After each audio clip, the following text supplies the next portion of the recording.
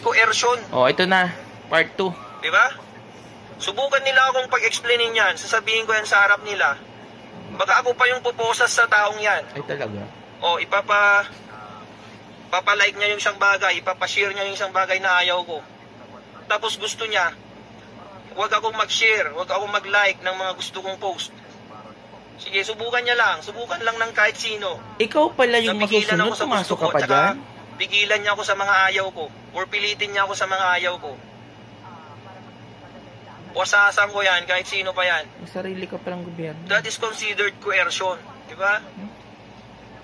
Nasa batas yan, bawal yan eh. Tagapagpatupad kayo ng batas. Tagapagpatupad tayo ng batas, tapos tayo yung magbabiolate ng batas na yan. Diba? Constitution pa lang, wala na. Constitutional right pa lang, wala na mga kasama. Sige nga, sabihin mo nga.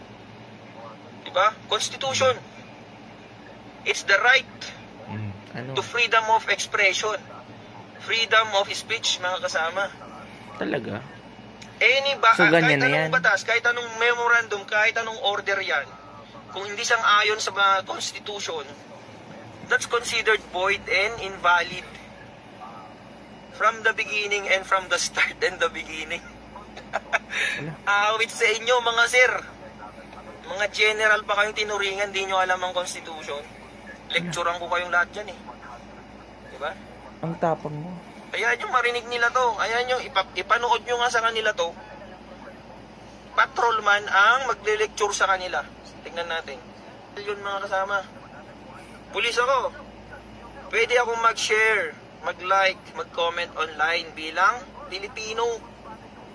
Sino nagsabing bawal yan? Diba?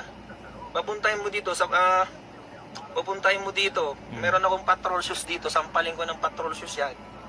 Diba? Hindi trabaho, hindi duty ng pulis na hindi mag-like, hindi mag-share, at hindi mag-comment sa mga political issues.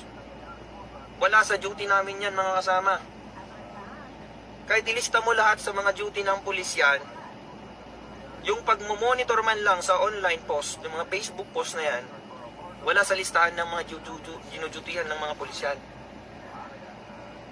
Paano naging neglect of duty yan? Diba? Paano naging neglect of duty yan? Kasi sinabi ng taas. May task ka kasi. Oh, huwag ka mag-share, huwag ka mag-like, hindi ka pinuno. Diyos ko. That is your duty. Sabi nung nasa taas. Okay, duty mo yun.